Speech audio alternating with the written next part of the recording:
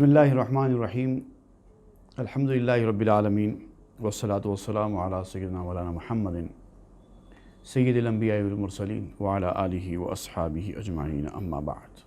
दर्स मसनवी की आज की हमारी ये 16वीं नशिस्त है और गुज़िश्ता की नशिस्त में हमने जिस मौजू पर गुफ्तगू की थी और जिस मौजू पर गुफ्तगू को रोका था वो आरिफ का मौजू है।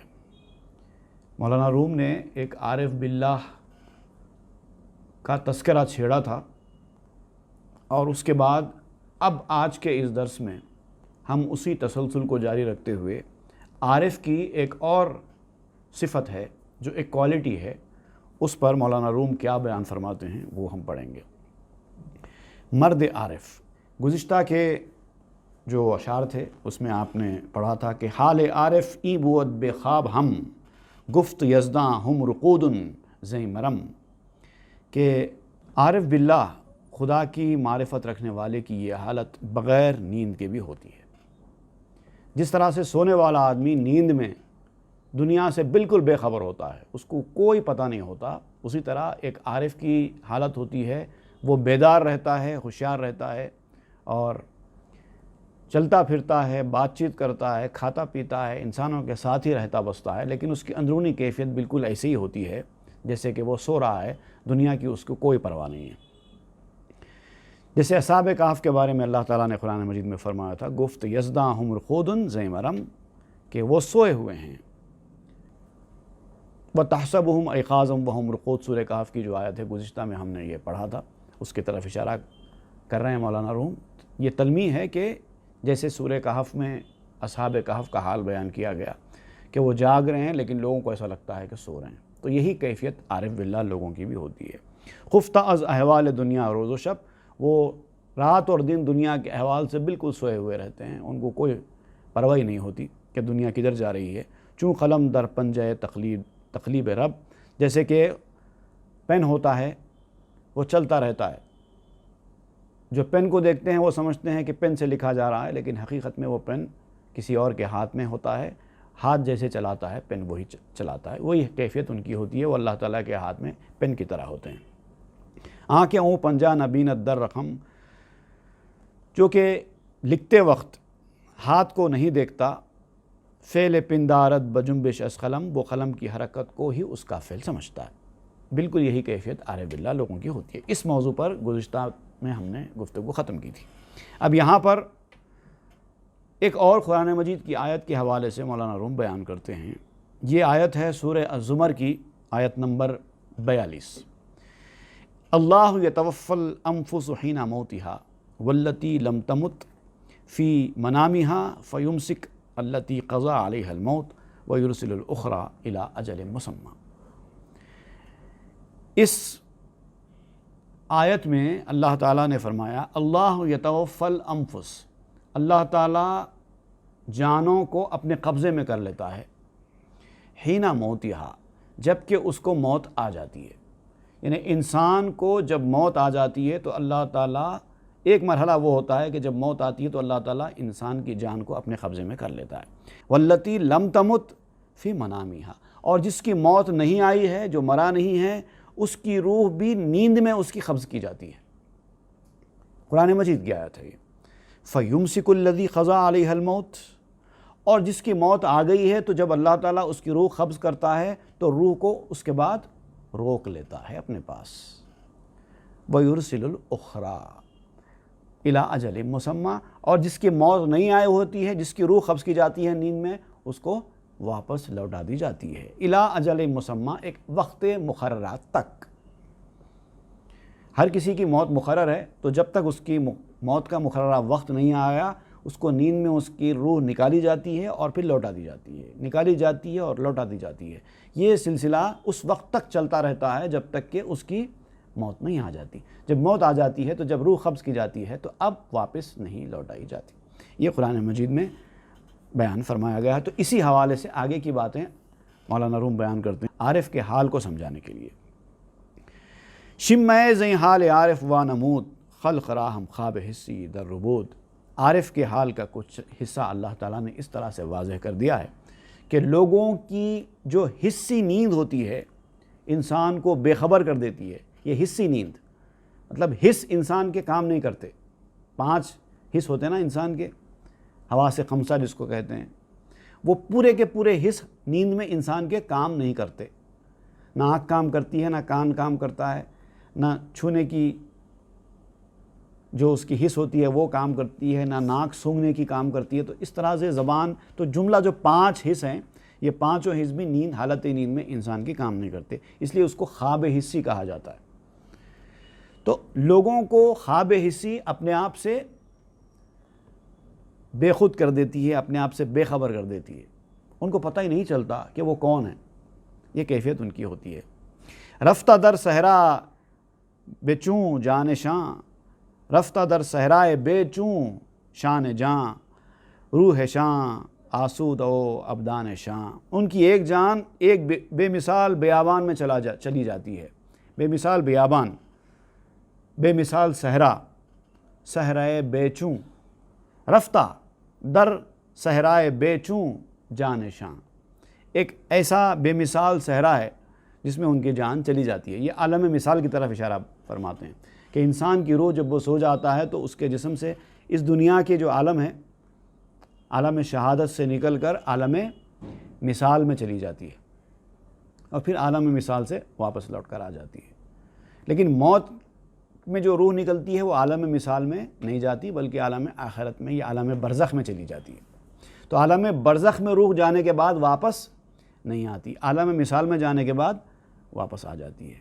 تو یہ عالم مثال میں ان کی روح چلی جاتی ہے. روح شاں آسود و ابدان شاں، ان کی روح اور ان کے بدن میں آرام میں ہوتے ہیں.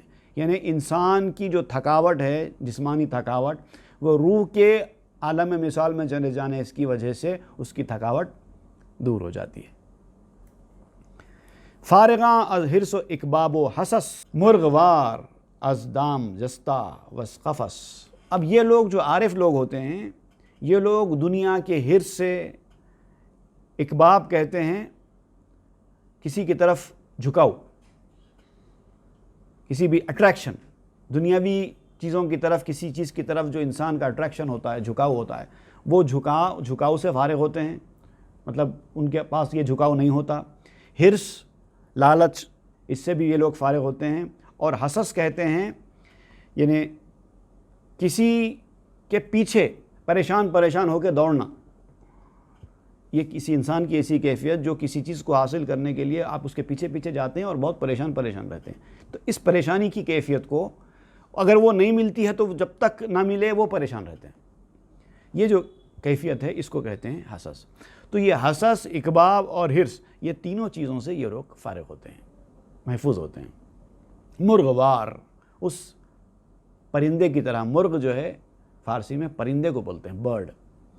مرغوار، اس پرندے کی طرح. از دام جستا، جو جال اور پنجرے، دام جستا و خفس، دام یعنی جال اور خفس یعنی پنجرہ، جو جال اور پنجرے سے آزاد ہو گیا ہو، اس پرندے کی طرح یہ لوگ بالکل آزاد رہتے ہیں. حرص سے آزاد، خواہشوں سے آزاد، اکباب، جھکاؤ، کسی بھی چیز کی طرف ان کا جھکاؤ، میلان، سب سے آزاد رہتے ہیں. بالکل مست رہتی ہے ان کی زندگی. کوئی خواہش، کوئی ارمان، کوئی آرزو رہتی نہیں ہے. ترک روز آخر چوبا زریں سپر، ہندوے شبراب تیغ افگند سر، ہندوے شبراب تیغ افگند سر. ترک کہتے ہیں فارسی میں ایک ایسے سپاہی کو جو دن کے وقت لڑتا ہے. یہ ترک فارسی کا لفظ ہے جس کے معنی ہے ایک ایسا سپاہی جو رات میں آرام کرتا ہے لیکن دن میں ہمیشہ تلوار لے کے لڑنے کے لیے تیار رہتا ہے، وہ سپاہی ہوتا ہے. ترک روز آخر چوبا زریں سپر، جب دن کے سپاہی نے سنہرا ڈھال لگا کر، ہندوے شبراب تیغ افگند سر، رات کے چور کا تلوار سے سر کاٹا. یہ شاعرانہ انداز ہے بولنے کا کہ دن کے سپاہی نے سنہری ڈھال لگا کر جب رات کے چور کا تلوار سے سر کاٹا تو کیا ہوا. تو مطلب کیا اس کا؟ مطلب یہ ہے کہ جب دن نکل گیا، سورج نکل کے آ گیا اور رات کے چور کا سر کٹ گیا، سورج سے مراد ہے یہاں پر ترک، دن کا سپاہی، اور رات کے چور سے مراد رات کی تاریکی۔ مطلب سورج نکلا اور جب رات کی تاریکی ختم ہو گئی، روشنی چھا گئی۔ یہ شاعرانہ انداز ہے بولنے کا۔ ہندوے شب یعنی رات کا چور، فارسی میں ہندو کہتے ہیں چور کو۔ میل ہر جانے بسوئے تن بود، ہر تنے از روح آبستن بود۔ ہر جان کا جسم کی طرف میلان ہوتا ہے جب صبح ہو جاتی ہے، جب لوگوں کی نیندیں بھر جاتی ہیں تو ہر جان اپنے اپنے جسم کی طرف جھکاؤ کے ساتھ واپس آنے لگتی ہے۔ ہر تنے از روح آبستن بود، اور ہر بدن، ہر جسم روح سے پھر سے بارآور ہو جاتا ہے۔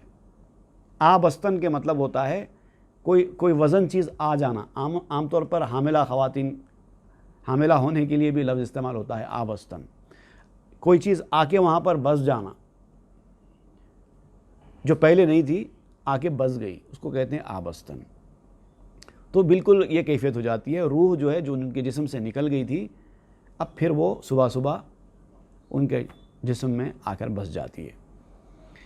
السفیر باز دام اندر کشی، جملہ را در دام درد آور کشی۔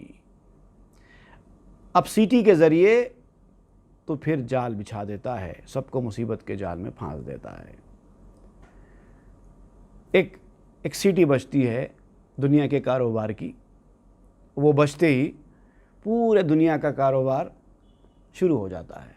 جیسے آپ دیکھیں گے ایسے بڑے میٹروپولیٹن سٹیز میں آپ دیکھیے یہ کیفیت آپ کو واضح نظر آتی ہے۔ رات ہوتی ہے، سناٹا چھا جاتا ہے، سب لوگ اپنے اپنے بستروں میں چلے جاتے ہیں، اندھیرا ہو گیا، سارے لوگ آرام کرنے چلے گئے۔ جیسے ہی صبح کا سورج نمودار ہوا، اب اس کے بعد آپ دیکھو سڑکوں پہ چہل پہل بڑھ گئی، لوگ جا رہے ہیں، اپنے اپنے کام میں لگ رہے ہیں، کاروبار عروج پر پہنچ گیا ہے۔ سمجھ میں نہیں آتا کہ 3-4 گھنٹے پہلے یہ سڑکوں کا یہ حال تھا کہ سناٹا تھا، اور اب دیکھو چلنے پھرنے جگہ نہیں ہے۔ یہ کیفیت ہو جاتی ہے، سارے لوگ دنیاوی کاروبار میں مشغول ہو جاتے ہیں۔ جملہ را در دام درد آور کشی، سب کو یہ دنیا کا کاروبار مصروف کر دیتا ہے اور مصیبت کے جال میں پھانس دیتا ہے۔ اب تک وہ بڑے سکون سے اپنے بستروں پر سو رہے تھے، دنیا کی خبر نہیں تھی، کچھ نہیں تھی، پتہ نہیں چل رہا تھا کہ کیا ہو رہا ہے کیا نہیں، مست تھے، اپنی تھکن اتار رہے تھے۔ اب جیسے ہی سورج نکلا، روح واپس آئی، اب یہ کیا ہوا؟ سارے لوگ مصیبت کے جال میں پھنسنے لگ گئے۔ اب یہ کرو، وہ کرو، یہ سنو، وہ درد سنو، وہ تکلیف برداشت کرو، یہ ساری چیزوں میں لگ گئے، ذمہ داریاں وغیرہ وغیرہ۔ چونکہ نور صبح دم سربر زند، کرگسے زرین گردوں پر زند۔ جب صبح کے وقت کا نور نمودار ہوتا ہے، جب روشنی نمودار ہوتی ہے تو آسمان کا سنہری گدھ اڑنے لگتا ہے، چن چن چن چن جیسے چڑیوں کے، پرندوں کی آوازیں صبح صبح آنا شروع ہو جاتی ہیں۔ فالق الاصباح اسرافیل وار، جملہ را در صورت آرد زاں دیار۔ صبح کا پیدا کرنے والا اللہ تعالیٰ کا نام ہے فالق الاصباح، قرآن مجید میں استعمال ہوا ہے، صبح کو نمودار کرنے والا رات کے بعد۔ اسرافیل جیسے سور پھونکتے ہیں قیامت کے دن اور ہر چیز پھر سے نمودار ہو جائے گی۔ سارے جو قیامت میں اسرافیل کے ایک سور کے بعد تو پوری دنیا برباد ہو جاتی ہے، قیامت آ جاتی ہے، ہر چیز مٹ جاتی ہے، لیکن پھر جب دوسرا سور اسرافیل پھونکتے ہیں تو پھر سے سارے لوگ زندہ ہو کر اٹھ کھڑے ہوں گے اور میدان حشر برپا ہوگا۔ یہ جو کیفیت ہے، یہ کیفیت اللہ تعالیٰ رات کے بعد صبح کی کرتا ہے۔ پہلے سب کی روحوں کو قبض کر لیتا ہے اور پھر صبح ہوتے ہی سب کی روحوں کو واپس کر دیتا ہے، سب کو اپنی اپنی صورت میں لاتا ہے، سب پھر اپنی اپنی ذمہ داری، سونے سے پہلے جو کام روک کر سو گئے تھے صبح اٹھ کے پھر اب وہ کنٹینیو کرتے ہیں اپنی زندگی کو۔ یہ کیفیت ہوتی ہے۔ روح ہائے منبسطرا تن کنت، ہر تنیرا باز آبستن کنت۔ منتشر روحوں کو جسم میں لے کے آتا ہے۔ پہلے نیند میں جب سب کی روحیں نکل گئی تھیں، عالم مثال میں چلی گئی تھیں، تو سب منتشر روحیں تھیں، کسی کو جسم نہیں تھا، کسی کو قالب نہیں تھا۔ اب اس کے بعد کیا ہوتا ہے؟ پھر سب کو اپنے جسم میں جیسے اگر اس کو میں آپ کو سمجھاؤں کہ ایک مرغیوں کا سمجھیے آپ، ایک پنجرہ ہے، ہر پنجرے میں ایک مرغی رکھی جاتی ہے. ایک وقت ہوتا ہے پورے مرغیوں کو کھلا چھوڑ دیتے ہیں، وہ دانہ چگنے لگتے ہیں، تو ایک مرغی ادھر جا رہی ہے، ایک مرغی ادھر جا رہی ہے، ایک مرغی ادھر جا رہی ہے، بالکل مکس اپ رہتے ہیں پورے. لیکن جیسے ان کے پھر پنجرے میں قید ہونے کا ٹائم آتا ہے، ایک ایک کو پکڑ کے اپنے اپنے پنجرے میں ڈال دیتے ہیں. جس کو جو پنجرے میں ڈالا جاتا ہے، جس کا جو مقام ہے، اس پنجرے میں ڈال دیا جاتا ہے. یہ کیفیت ہوتی ہے انسان کی. عالم مثال میں روحیں ایسے ہی پھرتی رہتی ہیں آزاد، وہ چلی جاتی ہیں. لیکن پھر جب صبح ہوتی ہے، جب وہ پھر عالم شہادت میں آتے ہیں، تو اس کے بعد پھر ان کی روحوں کو ان کے جسم میں، پرٹیکولر جسموں میں واپس ڈال دیا. روح ہائے منبسطرا تن کنت ہر تنیرا باز آبس. تن کنت منتشر روحوں کو جسم میں لے آتا ہے، وہ ہر جسم کو پھر باردار کر دیتا ہے روحوں سے، پھر اس کے اندر روح ڈال دیتا ہے، پھر سے وہ تر و تازہ ہو جاتے ہیں. اسب جاں را می کند آریز زیں سر النوم اخو الموتست این. سر النوم اخو الموتست این. روح کے گھوڑے کو، اسب جاں را، جان کے گھوڑے کو، می کند کر دیتا ہے، آری زین، زین سے آری کر دیتا ہے. پہلے زین کسا ہوا ہوتا ہے، گھوڑے کے اوپر اس کا جو زین رہتا ہے وہ کسا ہوا ہوتا ہے. اب کیا کرتا ہے، اس کو زین ہٹا دیتا ہے، کھول دیتا ہے. سر النوم اخو الموتست این. اس کا مطلب جو ہے، جیسے عربی میں کہا جاتا ہے النوم اخو الموت، اس کا مطلب یہی ہے. النوم اخو الموت کا مطلب کیا ہوتا ہے؟ نوم تو نیند کو کہتے ہیں، اخ کہتے ہیں بھائی کو. نیند موت کا بھائی ہے. چونکہ عربی میں النوم مذکر میسکولن استعمال ہوتا ہے، اس لیے وہاں پر بھائی استعمال کیا گیا ہے. لیکن ہم جب اس کو اپنی زبان میں ترجمہ کریں گے تو اس کا ترجمہ بھائی نہیں کریں گے بلکہ بہن کریں گے، کیونکہ نیند ہمارے پاس فیمینائن جنڈر استعمال ہوتی ہے. تو نیند موت کی بہن ہے، اس کا مطلب یہی ہے. یہ جو کیفیت ہو رہی ہے، یہ وہی کیفیت ہے.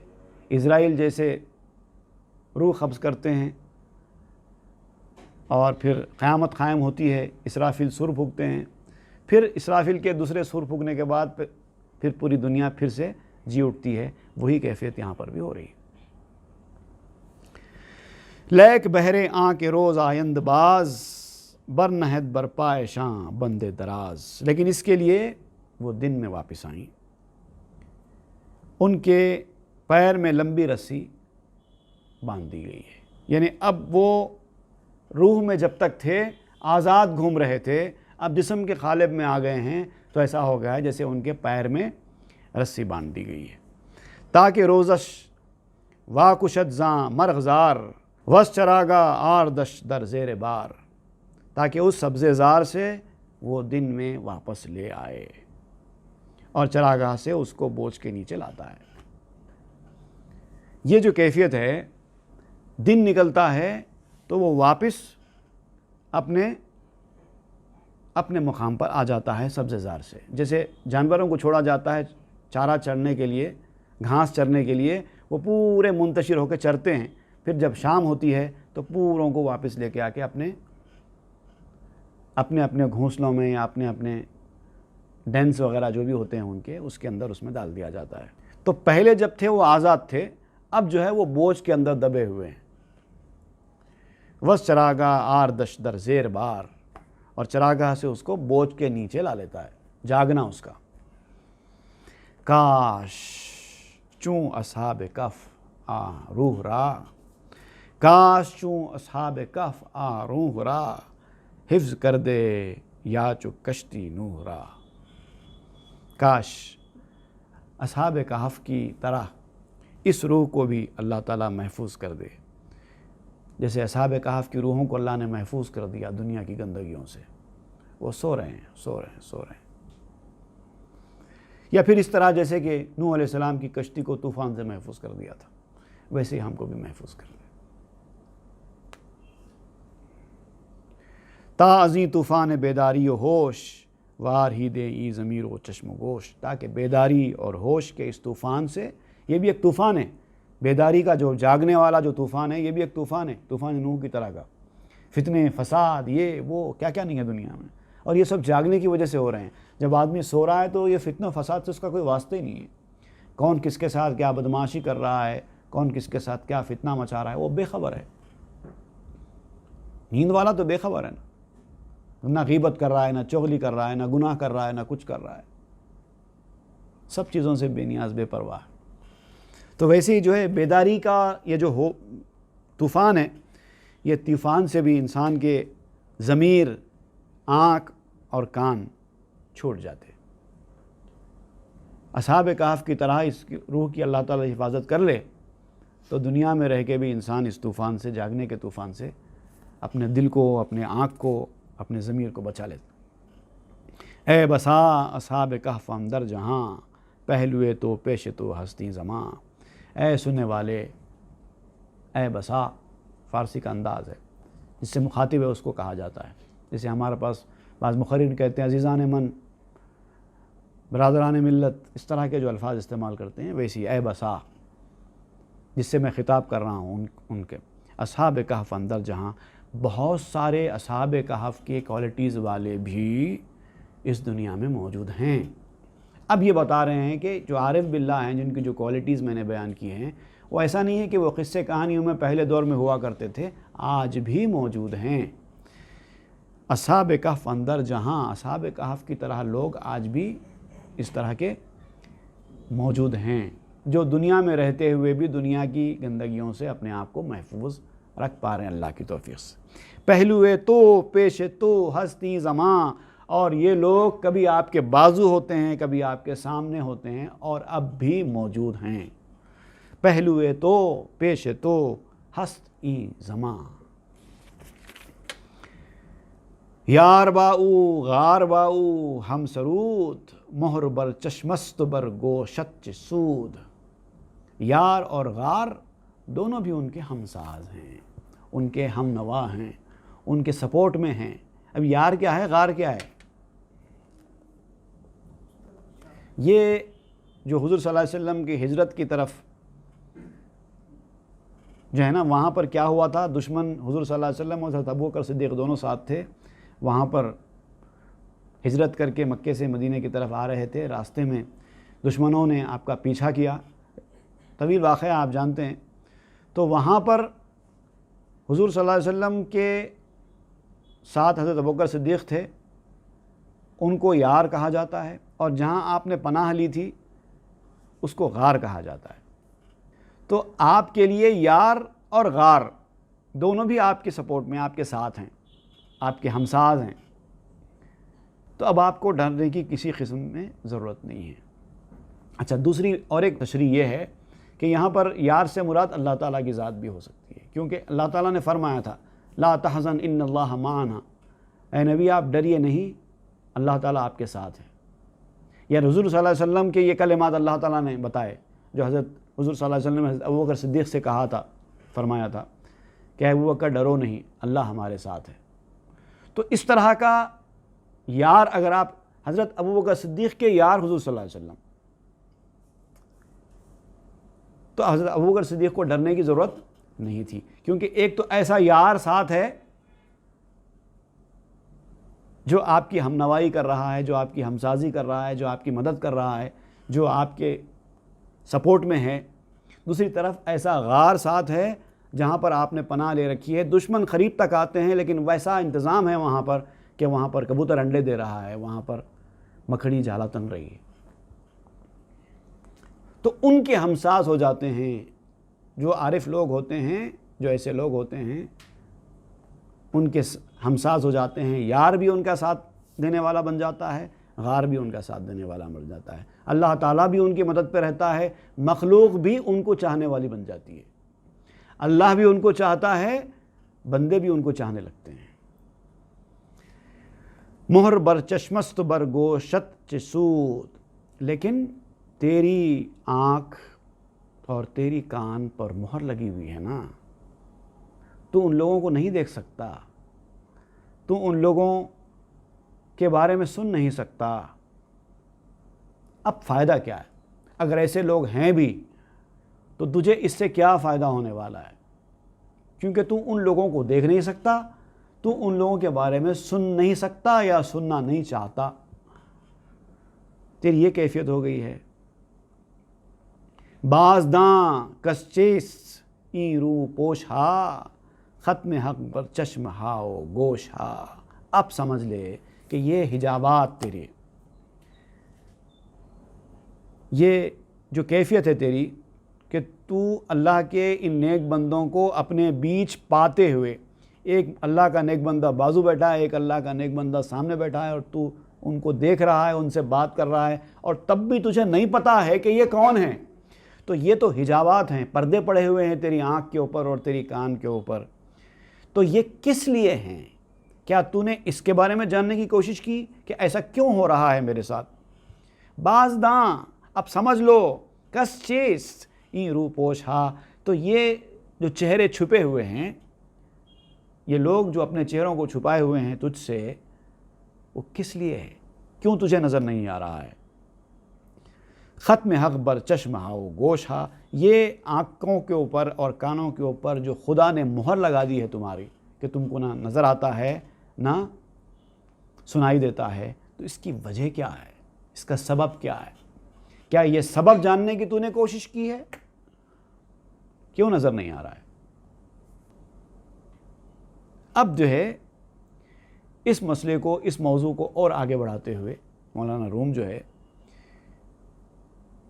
سوال جواب کا ایک پیرا استعمال کرتے ہیں. انشاءاللہ اس موضوع پر آئندہ درس میں ہم پڑھیں گے. وصلی اللہ تعالی علی خیر خلق سیدنا محمد و آلہ وصحبہ اجمعین. سبحان ربک رب العزۃ عما یصفون وسلام علی المرسلین والحمد للہ رب العالمین.